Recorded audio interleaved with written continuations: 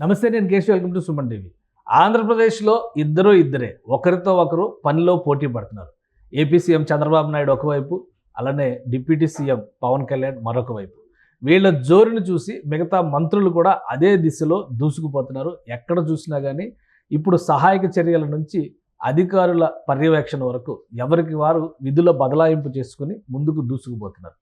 ఈ నేపథ్యంలో రాష్ట్ర ప్రభుత్వం ఇస్తున్నటువంటి సంకేతం ఏపీ ఇన్ సేఫ్ హ్యాండ్స్. ప్రధానంగా వరద తాకిడి, బురద తాకిడి ఈ రెండింటిని వదిలించే పనిలో అధికార యంత్రాంగం మొత్తాన్ని కూడా ఉరుకులు పెట్టిస్తున్నటువంటి తీరు అందరినీ ఆకట్టుకుంటుంది.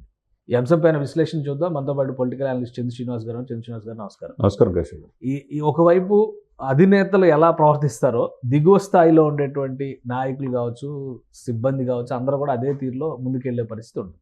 ఆంధ్రప్రదేశ్లో ఒక రకంగా విజయవాడ పరిసర ప్రాంతాల్లో వచ్చినటువంటి ఈ మహా విపత్తు నుంచి బయటపడే క్రమంలో ఒకరితో ఒకరు పనిలో పోటీ పడుతున్నారా? ప్రభుత్వంలో ఉన్న వాళ్ళే, విపక్షాన్ని పక్కన పెట్టేసేయండి, అనిపిస్తుంది. ఇప్పుడు వీళ్ళిద్దరూ అంత పోటాపోటీగా నిర్ణయాలు తీసుకుంటున్నటువంటి పరిస్థితిని చూస్తే ఏమంటారు మీరు? డెఫినెట్గా గతంలో ఎన్నడూ లేని విధంగా ఉంది. వర్క్ డిస్ట్రిబ్యూషన్ అనేది పర్ఫెక్ట్గా కనపడుతుంది. మీరు అన్నట్టు అవతల వాళ్ళని పక్కన పెట్టేయండి అంటున్నారు. నిజంగా నాయకత్వ లక్షణాలు అంటే వీళ్ళిద్దరిని చూసి నేర్చుకోవాలి. అది చంద్రబాబు నాయుడు గారికి కావచ్చు, పవన్ కళ్యాణ్ గారు కావచ్చు. ఎక్కడ ఒక విషయంలో వర్క్ డిస్ట్రిబ్యూషన్ ఎక్కడా తేడా రావట్లేదు. ఆయన ఫీల్డ్లో 74 సంవత్సరాల వయసులో వెళ్ళిపోయి ఈ రోజున విజయవాడ నుంచి ఇటువంటి విపత్కరమైన పరిస్థితి నుంచి రేయింబౌలు కష్టపడి ఎప్పటికప్పుడు త్వరితగత నిర్ణయాలు తీసుకుంటా డెసిషన్ మేకింగ్ ఎలా ఉండాలంటే ప్రజల సంక్షేమాన్ని దృష్టిలో పెట్టుకొని ఉండాలి. ఆయనలో అది మొదటి నుంచి ఉంది చంద్రబాబు నాయుడు. అందులో ఇప్పుడు వయసు పెరిగే కొంది ఇంకా ఎక్కువగా ప్రజల కోసం యువకుడు అవుతున్నాడు. ప్రజల కోసం ఏదో చేయాలనే తపన ఆయనలో కనపడుతుంది. ఆ దిశగానే విజయవాడ ముంపు బుడమేరు వాగు పొంగి పొర్లిపోయి ఒక వ్యక్తి నిర్వాహకం వల్ల ఇటువంటి విపత్తు వచ్చిందని. అంటే గతంలో జగన్మోహన్ రెడ్డి గారు బుడమేరు వాగులు పూడ్చివేతలు కరెక్ట్గా చేయకపోవటం కావచ్చు, అది ఆక్రమించుకోవటం కావచ్చు, తర్వాత మిగతా అన్ని ప్లేసులో పక్కనున్నాయి జగనన్న కాలనీలని నిర్మించారు, అవన్నీ మునిగిపోయినాయి. ఇవన్నీ దీనికి కారణం ఎవరంటే ఒక వ్యక్తి అని అంటున్నాడు. అంటే దాన్ని బట్టి ఆ వ్యక్తి అంటే జగన్మోహన్ రెడ్డి అని ఆయన ఆరోపిస్తున్నాడు. నాయకుడు ఎలా ఉండాలి అని మనం ఎవరిని చూసి నేర్చుకోవాలంటే అనుభవం ఉన్న చంద్రబాబు నాయుడు గారిని, అదేవిధంగా పవన్ కళ్యాణ్ గారిని. ఎక్కడ ఎవరు ఎన్ని విమర్శించినా, ఎన్ని మాటలన్నా, ఎన్ని వ్యక్తిగత అనుభవం చేసినా ఎక్కడ తొనకరు బెనకరు వాళ్ళు.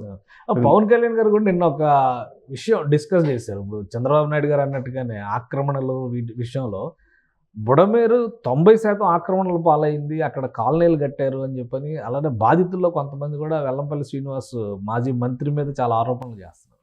ఏంటి అసలు వాస్తవం ఏంటి అక్కడ? డెఫినెట్గా అండి. అంటే గత ప్రభుత్వం గత 5 సంవత్సరాలు ఏమవుతుందంటే ఈ జగనన్న కాలనీలు 26 లక్షలు ఇల్లు నిర్మిస్తున్నారు. అది 6-7 లక్షలకో 8 లక్షలకు ఆగిపోయింది. అవి కూడా ఎట్లా తీసుకున్నారు? ఇట్లా ముంపు ఎఫ్టీఎల్ బఫర్ జోన్లు ఎట్లా అయితే ఉన్నాయో ఇటువంటి లోతట్టు ప్రాంతాల్లో ఐడెంటిఫై చేశారు. ఇప్పుడు బుడమేరు ప్రాంతంలో ఆ వాగు సరిహద్దుల్లో మొత్తం 90% ఆక్రమణకు గురైందంటే ఎక్కడ ఎవిడెన్స్ లేకుండా పవన్ కళ్యాణ్ గారు డిప్యూటీ సీఎం మాట్లాడరు కదా. అది దాంట్లో భాగంగా ఆ ఎమ్మెల్యేలు ఎవరైతే వైసీపీ నాయకులు, ఎమ్మెల్యేలు, మంత్రులు ఉన్నారో వాళ్ళే ఈ భూములు కొనుగోలు చేసి 15 లక్షలు కొన్నారనుకోండి, అది 50 లక్షలకు మళ్ళీ ప్రభుత్వానికి అమ్మి అదే పేదవాళ్ళ కాలనీలని పంచారు. అవి చివరికి పాములు గేములు ఈ కాలనీలు ఎలా ముప్పు గురైనాయో వీళ్ళు జనసేన వాళ్ళు ఫీల్డ్ లెవెల్లో వెళ్ళి ఫోటోలు కూడా తీసి చూపించారు. ఇప్పుడు సేమ్ అదే పరిస్థితి వచ్చింది. అంటే ఈ విపత్కరమైన పరిస్థితి కారణం ఏంటంటే గత ప్రభుత్వ నిర్లక్ష్యం కాదా? అదేవిధంగా 500 కోట్ల రూపాయలు అంతకుముందు 2014-19 సమయంలో కేటాయించింది కూడా అవన్నీ కూడా ఖర్చు పెట్టకుండా ఈ యొక్క ముంపు గురవకుండా పరిరక్షణ కోసం ఇచ్చినటువంటి నిధులను కూడా దారి మరలించారని చెప్పి చంద్రబాబు నాయుడు గారు ఆరోపిస్తున్నారు. మరి సరే, వాళ్ళు ఆరోపించారు. సరే, మీరు 5 సంవత్సరాలు ఎందుకు 90% ముంపు గురవుతుంటే ఆ బుడమేరు నుంచి కొల్లేరుకు మధ్యలో ఎందుకు ఇన్ని ఆక్రమణకు గురైంది? 90% అంటే మామూలు విషయం కాదు కదండి. ఇంకే ప్రకృతిని మీరు మీ చేతుల్లో తీసుకున్నారు కదా, ఏమవుతుందనే ఉద్దేశంతో దానివల్ల ఏదో గేట్లు ఎత్తేసారు. ఆయన ఏదైతే కరకట్టు మునిగిపోకుండా ఆయన యొక్క సేఫ్ చూసుకొని మిగతా ప్రజలను నిర్లక్ష్యం చేశారని ఆరోపిస్తున్నారు. ఈ ఆరోపణలు ఎంతవరకు సమంజసం? అదే కాదు, గండ్లు పడ్డాయి, కరకట్టకి 4 చోట్ల గండ్లు పడినాయి, కానీ గత ప్రభుత్వ హయాంలో వాటిని బలోపేతం చేసే ప్రయత్నం జరగలేదు అని ఆరోపణ. సో అందులో నిజమెంతో అంటే ఇప్పుడు ఆరోపణలు అదంతానే అధికారులు నిర్ణయించాలి. దాని దిశగా ఎక్కడెక్కడ ఇది చేస్తున్నారు. దీంట్లో ఎంతమంది ఎవరు పెద్దలు ఉన్నా కానీ ఉపేక్షించే ప్రసక్తే లేదు. ప్రజల్ని నష్టపరచకూడదు. ఇకపోతే ఇప్పుడు సహాయ చర్యల్లో మీరు అన్నట్టు ఒకరికొకరు పోటీ అంటున్నారు. మరి అదే కేడర్ 40% ఓటు బ్యాంక్ ఉంది. మరి వైసీపీ వాళ్ళు ఎందుకు 4-5 మాజీ ఉప ముఖ్యమంత్రులు ఉన్నారు, మంత్రులు ఉన్నారు, ఎమ్మెల్యేలు ఉన్నారు, కార్యకర్తలు ఉన్నారు, వీళ్ళందరూ ఎందుకు బయటికి కనపట్లా? ఈ నానీలు, పేరు నానీలు, కొడాలి నానీలు, ఈ నానీలు ఏమైపోయారు, రోజాలు ఏమైపోయారు, ఆమెమో సోషల్ మీడియాలో ఉండి పవన్ కళ్యాణ్ ఎక్కడ హనీమూన్కి వెళ్ళాడని చెప్పి అంటుంది. ఏమి విమర్శించడం, సోషల్ మీడియా దాన్ని విమర్శించడం తప్పితే ఫీల్డ్లో ఉండి నాకు ఇన్ఫర్మేషన్ లేదా పవన్ కళ్యాణ్ గారు ఎక్కడ ఉన్నారనేది, లేదా ఆమె అపాయింట్మెంట్ ఇవ్వలేదు, ఆమె ఇక్కడ ఉందో లేదో ఎక్కడుందో తెలియట్లేదు, బయటికి రావట్లేదు, బయటకు వస్తే ప్రజలు లొకేషన్ కూడా అన్నారు. లోకేష్ గారు ఆల్రెడీ అక్కడ ఫీల్డ్లో ఉంటే ఆమె కనపట్ల, హైదరాబాద్లో ఉన్నారని చెప్పి అంటారు. ఇప్పుడు ఆరోపించేటప్పుడు మీరు ఎంతవరకు ప్రజలు చేశారు? కనీసం ఒక్కరికి వెళ్ళి, ఇప్పుడు జనసేన కార్యకర్తలు ఉన్నారండి, 5 అడుగుల లోతుల మెడ వరకు ఉండిపోయి వాళ్ళు ఫీల్డ్లో వెళ్ళి వాళ్ళ ఇంటికి ఆహార పొట్లాలు ఇచ్చారు, వాటర్ బాకెట్లు ఇచ్చారు, ఎక్కడెక్కడ వెహికల్స్ ఆగిపోతే బైపాస్లో వాళ్ళందరికీ కూడా నిత్యావసర వస్తువులు ఇచ్చారు. ఇంత ఫీల్డ్లో టీడీపీ క్యాడర్ చేస్తుంది, జనసేన క్యాడర్ చేస్తున్నప్పుడు, ఆర్ఎస్ఎస్ వాళ్ళు, బీజేపీ వాళ్ళు చేస్తున్నప్పుడు మరి వైసీపీ వాళ్ళు ఎందుకు కనపట్లా? మరి అదే పత్రికలో కూడా మీరు చేస్తే వైసీపీ వాళ్ళు సాయం చేశారని వేసుకుంటారు కదా, అదే పత్రికలో కూడా ఎందుకు ఇట్లా? అంటే మీరు అంటే మీ నాయకుడు అంటే మీకు గౌరవం లేదు, నాయకుడు ఎలా ఉండాలో మీరు నడవరు. నాయకుడు అంటే 36 కేసులు ఉన్నాయి, లేకపోతే ఆ కేసులు మిగతా వాళ్ళ కేసుల్లాగా ఇప్పుడు హైకోర్టుకి వెళ్ళారు. ఆ రోజు టీడీపీ చంద్రబాబు నాయుడు ఇంటిపై దాడి కావచ్చు, కార్యాలయంపై దాడి కావచ్చు, ఎవరికి ఒక్కరు కూడా బెయిల్ ఎగ్జామ్షన్ కానీ ఏమీ లేదు, మొత్తం కొట్టేశారు. రాత్రి ఒక ఎంపీ గారిని అరెస్ట్ చేశారు, మాజీ ఎంపీ నందిగం సురేష్ గారిని అరెస్ట్ చేశారు. ఇప్పుడు మిగతా వాళ్ళందరూ కూడా ఫోన్లు స్విచ్ ఆఫ్ చేసి పెట్టుకున్నారు. ఎవరైనా చట్టం దృష్టిలో ఒకటే. కృపాసాగర్ చంద్రబాబు నాయుడు గారు ఇంకో పాయింట్ రైజ్ చేశారు. గత 5 సంవత్సరాల్లో వరదలు వచ్చినప్పుడు జగన్మోహన్ రెడ్డి గారు ఎలా వెళ్ళారు? బాపట్లలో ఫ్లడ్స్ వస్తే రెడ్ కార్పెట్ వేయించుకొని వెళ్ళారు. అలానే రైతుల్ని పరామర్శించడానికి వెళ్ళినప్పుడు పైన ర్యాంప్ వేసుకొని వెళ్ళారు. ఇట్లాంటి విమర్శలన్నీ చేస్తున్నారు. ఇప్పుడు నేను నీళ్ళల్లో తిరుగుతున్నాను కాబట్టి ఆయన కూడా నీళ్ళల్లోకి రావాల్సిన పరిస్థితి వచ్చింది అని ఒక విమర్శ చేశారు. అది కరెక్టే. ఎందుకంటే 100 సంవత్సరాలు పెరిగిన చెట్లు కూడా కొట్టేశారు సార్. జగన్మోహన్ రెడ్డి గారు వస్తున్నారంటే చెట్లు పరదాలు మాటను ఆయన వెళ్ళాడు. అంటే తాడేపల్లి నుంచి తెనాలి వెళ్ళే మార్గంలో 15 కిలోమీటర్లు ఉంటే అది కూడా హెలికాప్టర్లు వెళ్ళాల్సిన పరిస్థితి. రోడ్డు మార్గం వెళ్ళాలంటే చెట్లు కొట్టేయాలా, స్కూళ్ళు మూసేయాలా, ఇవన్నీ కూడా కరెక్ట్ కాదు కదండి. ఇదేంటంటే ఆయన చెప్పినట్టు 74 సంవత్సరాల వయసులో ఒక రకంగా ఆయన్ని ప్రాణాలు సైతం పనంగా పెట్టి వెళ్తున్నాడు ఫీల్డ్లో. అదేవిధంగా పవన్ కళ్యాణ్ గారు ఎక్కడికెక్కడ సర్వేలు చేసుకుంటా వాళ్ళకి విపరీతమైన పంచాయతీలు, 400 పంచాయతీలకు 1 లక్ష రూపాయలు అంటే 4 కోట్ల రూపాయలు ఇచ్చేసాడు. ముఖ్యమంత్రి సహాయ నిధికి ఇచ్చాడు, సొంత డబ్బు. ఇక్కడ సార్ కేశవ్ గారు, నాయకుడు అంటే ఎలా ఉండాలంటే నాయకుడు ఆదర్శంగా ఉండాలి.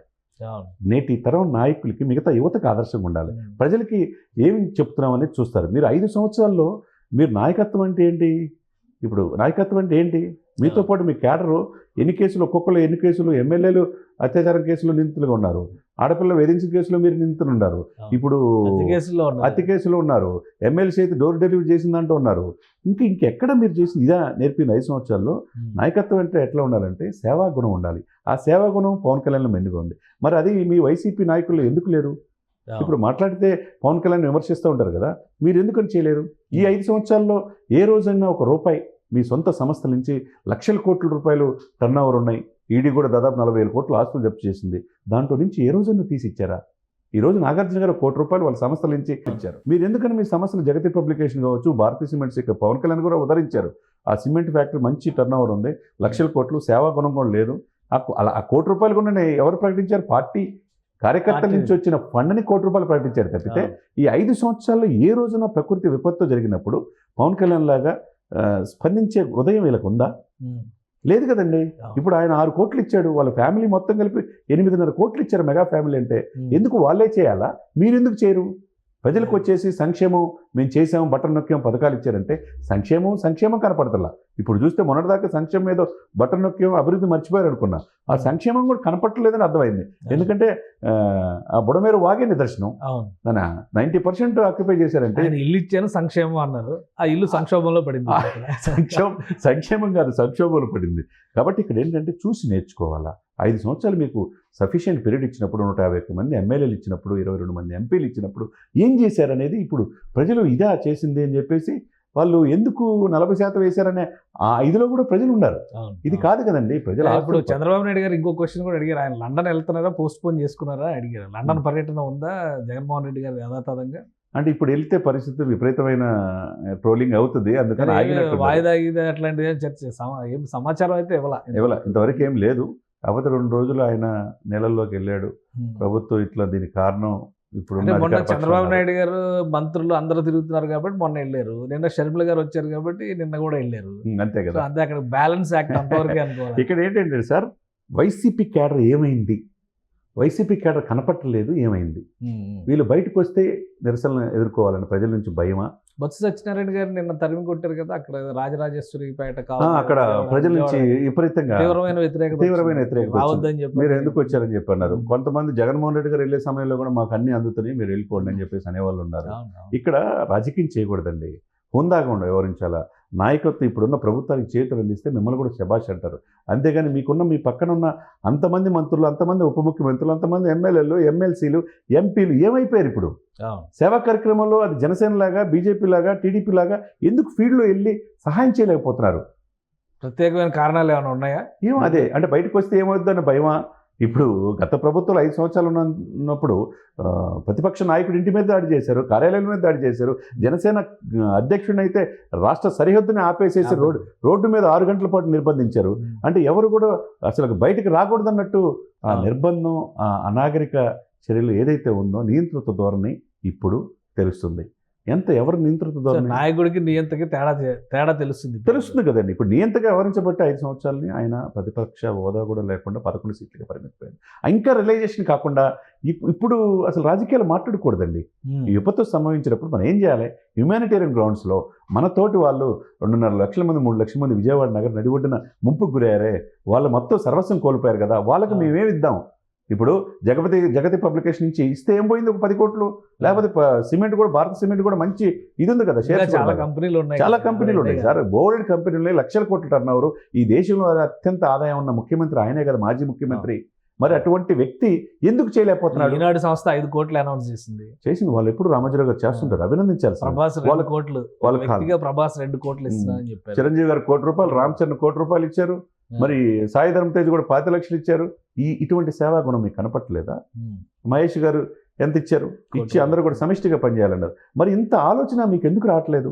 ఆ పెద్ద మనసు అంటే రాజకీయం వర్సెస్ ఇక్కడ ఆదుకునేటువంటి తత్వం, ఈ రెండింటి విషయంలో నాయకత్వ పటిమ అనేది ఈ ప్రభుత్వంలో, కూటమి ప్రభుత్వంలో సమర్థంగా ఉంది అని. డెఫినెట్గా నాయకత్వ పటిమకి చంద్రబాబు నాయుడు గారు కావచ్చు, అనుభవం కావచ్చు, పవన్ కళ్యాణ్ గారి పోరాట పటిమ కావచ్చు, వీళ్ళిద్దరిని చూసి ఆనాటి ముఖ్యమంత్రి, గత 5 సంవత్సరాలు పరిపాలించిన ముఖ్యమంత్రి నేర్చుకోవాలి. రైట్. థ్యాంక్ యూ చంద్ర శ్రీనివాస్ గారు.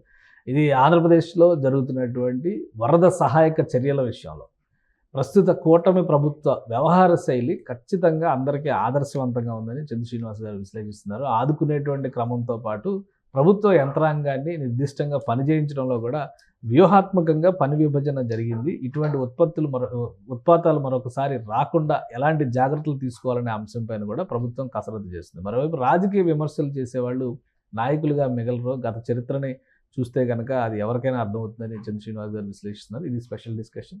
Keep watching.